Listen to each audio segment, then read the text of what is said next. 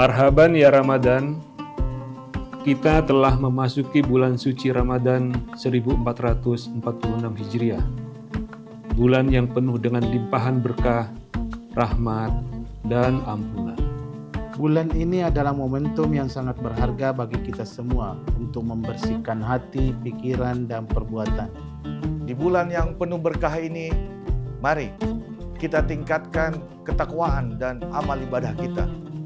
Menjalani bulan puasa dengan penuh keikhlasan dan kesabaran. Kami segenap jajaran komisaris, direksi, dan karyawan PT Semento Nasa mengucapkan Selamat menunaikan ibadah puasa Ramadan 1446 Hijriah. Wassalamualaikum warahmatullahi wabarakatuh.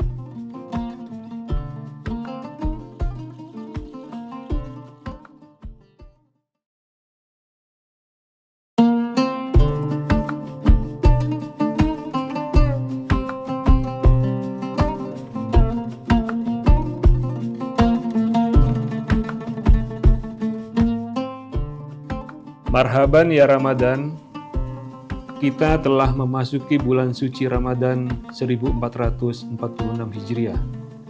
Bulan yang penuh dengan limpahan berkah, rahmat, dan ampunan. Bulan ini adalah momentum yang sangat berharga bagi kita semua untuk membersihkan hati, pikiran, dan perbuatan. Di bulan yang penuh berkah ini, mari kita tingkatkan ketakwaan dan amal ibadah kita. Menjalani bulan puasa dengan penuh keikhlasan dan kesabaran. Kami segenap jajaran komisaris, direksi, dan karyawan PT Semento Nasa mengucapkan Selamat menunaikan ibadah puasa Ramadan 1446 Hijriah. Wassalamualaikum warahmatullahi wabarakatuh.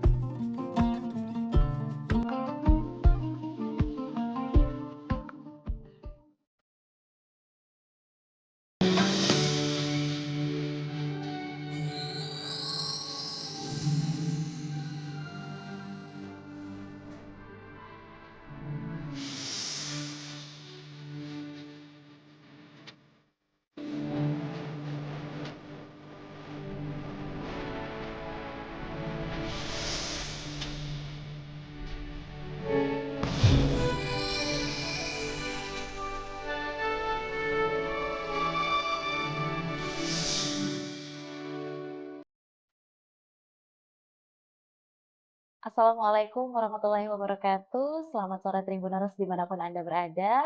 Alhamdulillah kembali kita berjumpa dalam Syiar Ramadan 1446 Hijriah di hari ke-26 bulan suci Ramadan pada hari ini.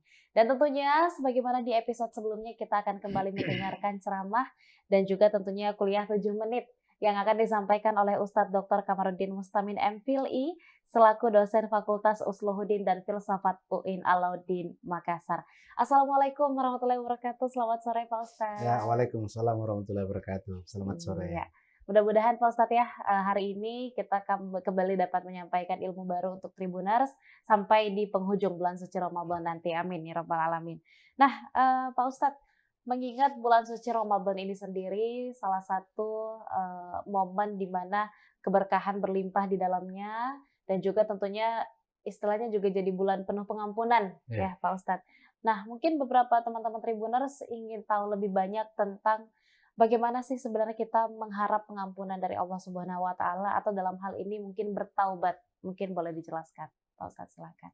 Ya, terima kasih Mbak Susan. Assalamualaikum warahmatullahi wabarakatuh. Waalaikumsalam warahmatullahi wabarakatuh. Alhamdulillahirabbil alamin wal aqibatu lil muttaqin wala udwana illa 'alaz zalimin. Para pemirsa Tribuners yang dimuliakan Allah Subhanahu wa taala, topik ini menarik. Ya, karena topiknya adalah tentang taubat.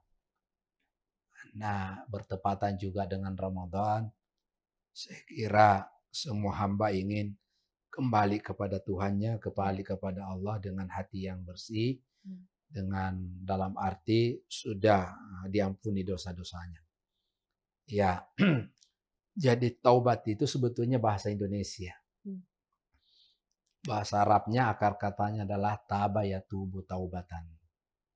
Kalau kita terjemahkan, orang bertaubat itu artinya orang kembali. Karena pada hakikatnya manusia itu adalah bersih. Ya, kullu mauludin yuladu alal fitrah. Jadi fitrah itu artinya suci. Coba perhatikan anak yang baru lahir dari kandungan ibunya, dia bersih seperti kertas putih. Ba'abawahu yuhawwidanihi aw yunassirani aw yumajizani. Hanyalah bapaknya yang memberikan noda hitam.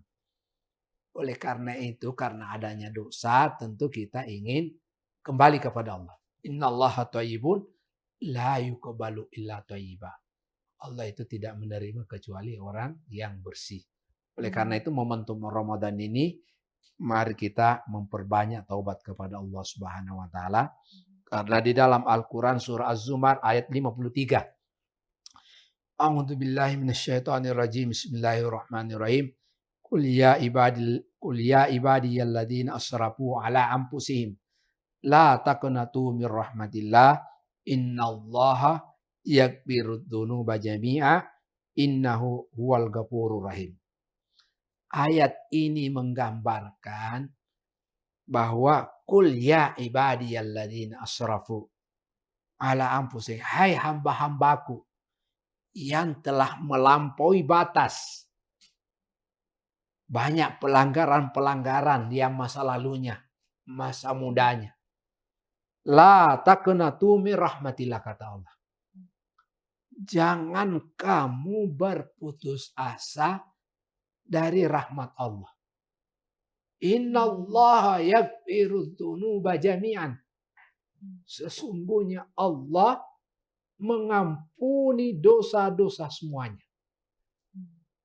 Sepanjang hamba itu betul-betul ingin kembali kepada Allah. Karena dosa itu, ya, ada 3 macamnya. Ada dosa akbar, dosa besar. Ada dosa sedang, ausat. Dan ada dosa kecil, asghar. Apa cirinya dosa besar itu? Cirinya adalah dosa besar itu adalah syirik. Menyembah sesuatu selain Allah. Makanya Luqmanul Hakim itu menasihatkan kepada anaknya, perbaiki akidahnya. Wa idh qala Luqmanu li banihi wa huwa ya'izuhu ya bunayya la tusyrik billah. Dulu orang menyembah kuburan. Sekarang manusia modern terkadang menyembah teknologi. Tiba waktu sholat, tidak sholat. Asik main game. Ya. Oleh karena itu, harus kita kembali bertaubat. Yang kedua cirinya orang berdosa besar itu adalah durhaka sama orang tua. Jadi ini juga durhaka sama orang tua itu dosa besar, itu bahaya loh. Oleh karena itu harus kita bertaubat. Kalau ada yang pernah melakukan kesalahan sama orang tuanya, membentak orang tuanya, melawan orang tuanya, ya, bertaubatlah. Bulan Ramadan ini bulan ampunan. Kita diampuni oleh Allah Subhanahu wa taala.